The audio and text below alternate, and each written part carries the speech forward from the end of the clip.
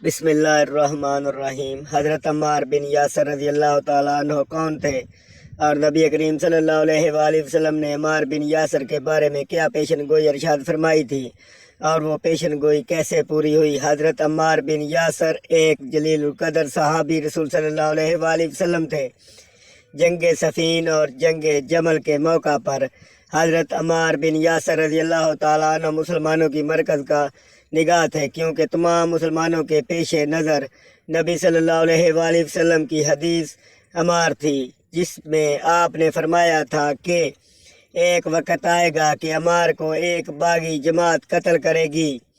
عمار بن یاسر رضی اللہ تعالیٰ عنہ قدیم الاسلام اور مہاجرین اولین میں سے ہیں، اور یہ ان مصیبت زدہ صحابیوں میں سے ہیں جن کو کفار مکہ نے اس قدر ایذائیں دیں کہ جنہیں سوچ کر بدن کے رونگٹے کھڑے ہو جاتے ہیں۔ ظالموں نے ان کو جلتی ہوئی آگ پر لٹایا، چنانچہ یہ دہکتی ہوئی آگ کے کوئلوں پر پیٹھ کے بل لیٹے رہتے تھے، اور جب حضور اقدس صلی اللہ علیہ وآلہ وسلم ان کے پاس سے گزرتے اور یہ آپ کو یا رسول اللہ صلی اللہ علیہ وآلہ وسلم کہہ کر پکارتے تو آپ ان کے لیے اس طرح آگ سے فرمایا کرتے تھے کہ اے آگ، تو عمار پر اس طرح ٹھنڈی اور سلامتی والی بن جا جس طرح تو نے حضرت ابراہیم علیہ السلام کے لیے ٹھنڈی اور سلامتی والی بن گئی تھی۔ آپ کی والدہ ماجدہ حضرت بی بی سمیہ رضی اللہ تعالیٰ عنہ کو اسلام قبول کرنے کی وجہ سے ابو جہل نے بہت ستایا، یہاں تک کہ ان کی ناف کے نیچے نیزہ مار دیا، جس سے ان کی روح پرواز کر گئی، اور عہد الاسلام میں سب سے پہلی یہ شہادت سے سرفراز ہو گئیں۔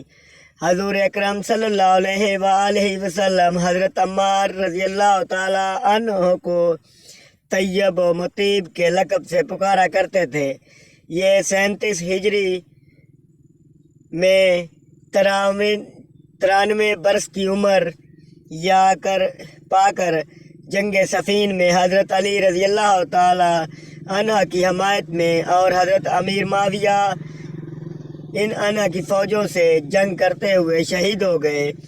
آپ کی شہادت حضرت علی کے دور خلافت میں 37 ہجری میں جنگ صفین میں ہوئی، جس میں آپ علی بن ابی طالب کی طرف سے لڑے اور معاویہ بن ابو سفیان کی فوج مد مقابل تھی۔ صحیح بخاری کی ایک روایت ہے کہ عمار بن یاسر رضی اللہ تعالی عنہ جس وقت ایمان لائے تو انہوں نے حضرت ابوبکر صدیق رضی اللہ تعالی عنہ کے علاوہ صرف 5 غلام، 2 عورتوں کو آن حضرت صلی اللہ علیہ وآلہ وسلم کے ساتھ دیکھا۔ یہ وہ حضرات تھے جنہوں نے اپنے اسلام کو ظاہر کر دیا تھا، ورنہ صحیح روایت کی بنا پر اس وقت تک 30 اصحاب سے زیادہ اس دائرہ میں داخل ہو چکے تھے جنہوں نے مشرکین کے خوف سے اعلان نہیں کیا تھا۔ ایک دفعہ ابو جہل اور اس کے مشرکین ساتھیوں نے عمار بن یاسر پر اس قدر تشدد کیا اور ان کو پانی میں گوتے دیے۔ اس قدر ظلم عمار بن یاسر کی برداشت سے باہر ہوا چاہتا تھا۔ ابو جہل نے کہا کہ کہہ دے کہ تو محمد کے خدا کو اور اسلام کو نہیں مانتا، اور اس نے نبی صلی اللہ علیہ وآلہ وسلم کے بارے میں نازیبا جملے بھی عمار بن یاسر کو ادا کرنے کو کہے۔ عمار بن یاسر کی برداشت کی حد ختم ہو چکی تھی، چنانچہ انہوں نے اپنی جان بچانے کے لیے وہ تمام جملے کہہ دیے جو ابو جہل کہہ رہا تھا، تو ایسے عمار بن یاسر کی جان بچ گئی۔ لیکن جب عمار بن یاسر کے ہوش و حواس بحال ہوئے تو دل گرفتہ ہو گیا اور پچھتانے کے لگے کہ میں نے اپنی جان بچانے کے لیے اپنے آقا نامدار کی شان میں گستاخی کی اور اسلام کو چھوڑنے کا عہد کیا۔ تو رنجور اور غمگین آنکھوں سے نبی صلی اللہ علیہ وآلہ وسلم کی بارگاہ میں حاضر ہوئے اور سارا ماجرا بیان کیا، تو نبی کریم صلی اللہ علیہ وآلہ وسلم نے ارشاد فرمایا، عمار تیرا دل کیسا ہے؟ تو انہوں نے کہا یا رسول اللہ صلی اللہ علیہ وآلہ وسلم میرا دل ایمان کی روشنی سے لبریز ہے۔ تو نبی صلی اللہ علیہ وآلہ وسلم نے ارشاد فرمایا پھر تو بے غم رہ، اللہ ضرور تجھے بخش دے گا۔ اور اس وقت قرآن مجید کی آیت نازل ہوئی کہ جو شخص ایمان لانے کے بعد خدا کا انکار کرے مگر وہ جو مجبور کیا گیا ہو اور اس کا دل ایمان سے مطمئن ہے، اس سے کوئی مواخذہ نہیں ہے۔ حضرت ابو سعد رضی اللہ تعالیٰ فرماتے ہیں کہ مسجد نبوی کی تعمیر کے دوران ہم لوگ ایک ایک اینٹ اٹھا رہے تھے اور عمار بن یاسر رضی اللہ تعالیٰ عنہ دو اینٹیں اٹھاتے تھے۔ ایک دفعہ حضور صلی اللہ علیہ وآلہ وسلم کی طرف سے گزرے تو آپ نے نہایت شفقت کے ساتھ ان کے سر سے فرمایا افسوس عمار رضی اللہ تعالیٰ عنہ تمہیں باغی گروہ قتل کرے گا، افسوس کہ ہمارا عمار انہی جنت کی طرف بلاتا ہوگا لیکن وہ دوزخ کی طرف بلائیں گے۔ ایک دفعہ کسی نے ان کے سر پر اس قدر بوجھ لاد دیا کہ خدا کے لوگ چلا اٹھے آج عمار بن یاسر رضی اللہ تعالیٰ مر جائیں گے، آج عمار بن یاسر مر جائیں گے۔ وہ اس سے پہلے اس کی شکایت کر چکے تھے۔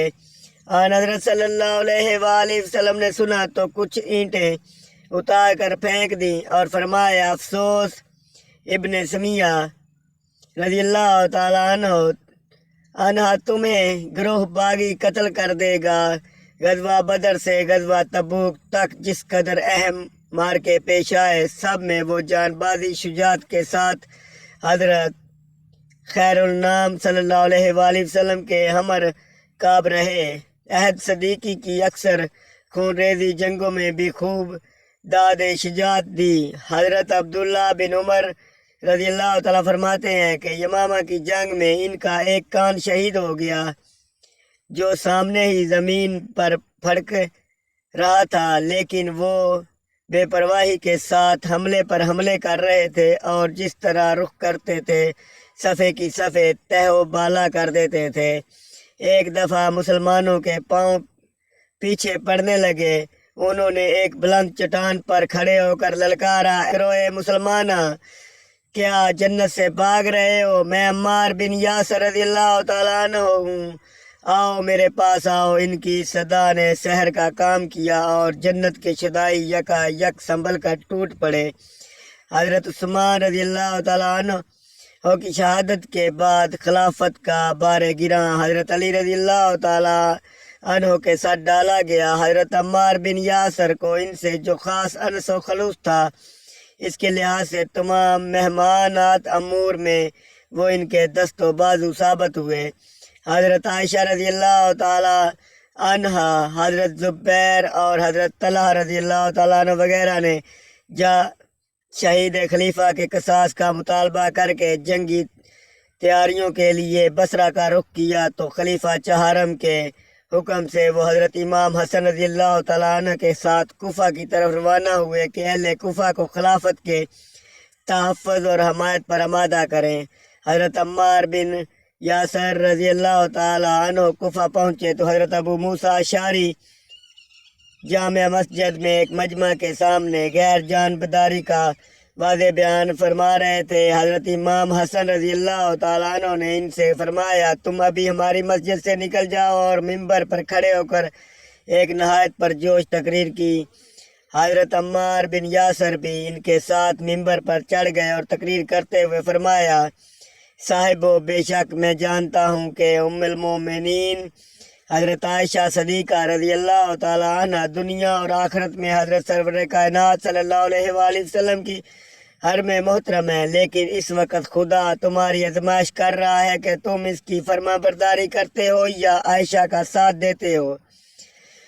حجر بن عدی نے حضرت عمار رضی اللہ تعالیٰ عنہ کی تائید کی اور دوسرے روز صبح کے وقت تقریباً 9,500 جاں باز سپاہیوں کی ایک فوج گراں حضرت عمار رضی اللہ تعالیٰ عنہ کے ساتھ ہو گئی۔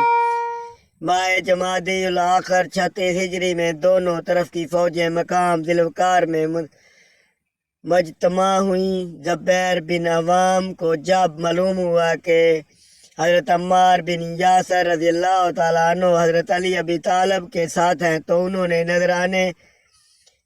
نظر آنے لگا کہ وہ غلطی پر ہیں، کیونکہ انہوں نے نبی صلی اللہ علیہ وآلہ وسلم سے یہ حدیث سن رکھی تھی کہ رسول صلی اللہ علیہ وآلہ وسلم فرمایا تھا کہ حق عمار بن یاسر کے ساتھ ہے اور باغی گروہ ان کو قتل کرے گا۔ اس کے ساتھ ہی حضرت علی بن ابی طالب رضی اللہ تعالیٰ عنہ نے ایک ایسی بات یاد دلائی کہ وہ اس وقت اس خانہ جنگی سے کنارہ کش ہو گئے۔ جنگ صفین میں بھی عمار بن یاسر نے خوب داد شجاعت سمیٹی۔ یہ جنگ دریائے فرات کے کنارے اس علاقے میں ہوئی جو اب ملک شام میں شامل ہے۔ اس جنگ میں شامی افواج کے 45,000 اور خلیفہ کی افواج کے 25,000 افراد مارے گئے تھے، جن میں سے بیشتر صحابہ رسول تھے۔ اس جنگ کی پیشن گوئی محمد صلی اللہ علیہ وآلہ وسلم نے کی تھی۔ حضرت عمار بن یاسر رد کی طرح گرجتے ہوئے جس طرح گھس جاتے تھے، صفے کی صفے درہم برہم کر دیتے تھے۔ ایک دفعہ اثناء جنگ میں امیر معاویہ کے علم بردار عمرواس پر نظر پڑی تو بولے، میں اس علم بردار سے 3 دفعہ رسول خدا صلی اللہ علیہ وآلہ وسلم کی معیت میں لڑ چکا ہوں، اب یہ 4تھی مرتبہ ہے۔ خدا کی قسم اگر وہ ہم کو شکست دے دیتے ہوئے مقام حجر تک بھی پسپا کر دیں، جب بھی میں یہی سمجھوں گا کہ ہم لوگ حق پر ہیں اور وہ غلطی پر ہیں۔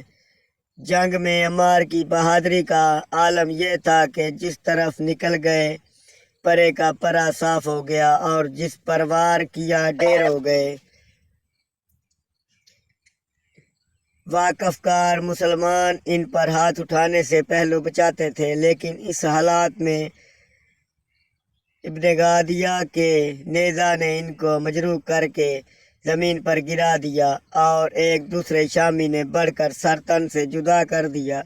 یہ دونوں قاتل جھگڑتے ہوئے امیر معاویہ کے دربار میں پہنچے، کیونکہ ان میں قہر ایک اس کارنامہ کو اپنی طرف منسوب کرتا تھا۔ عمرو بن عاص حاضر دربار تھے۔ انہوں نے کہا، خدا کی قسم یہ دونوں جہنم کے لیے لڑ رہے ہیں۔ امیر معاویہ نے برہم ہو کر کہا، عمرو تمہاری یہ کیا حالت ہے؟ جو لوگ ہمارے لیے اپنی جانیں قربان کر رہے ہیں ان کو ایسا کہتے ہو؟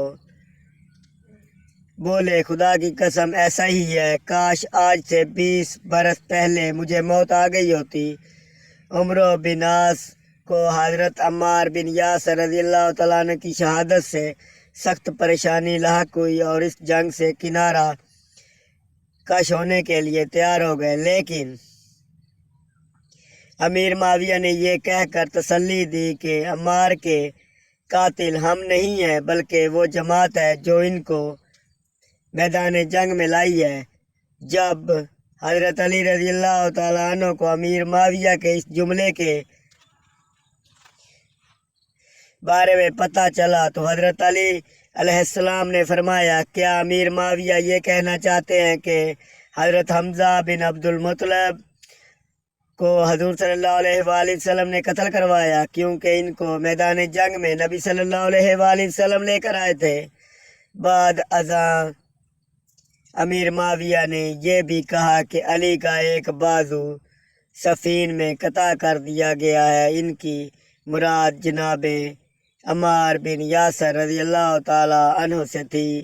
عمار بن یاسر رضی اللہ تعالیٰ عنہ داد و شجاعت بولتا ثبوت تھے کہ حضرت رضی اللہ تعالیٰ عنہ کے ساتھ آپ کی عقیدت اور محبت نبی کریم صلی اللہ علیہ وآلہ وسلم کے ساتھ محبت کی طرح ہی رہی، کیونکہ نبی صلی اللہ علیہ وآلہ وسلم کے بعد اہل بیت کے سرکردگی حضرت علی رضی اللہ تعالیٰ عنہ کے ہاتھ میں تھی، اور عمار بن یاسر اہل بیت اطہار اور حضرت علی رضی اللہ تعالیٰ عنہ سے زبردست لگاؤ اور عقیدت رکھتے تھے۔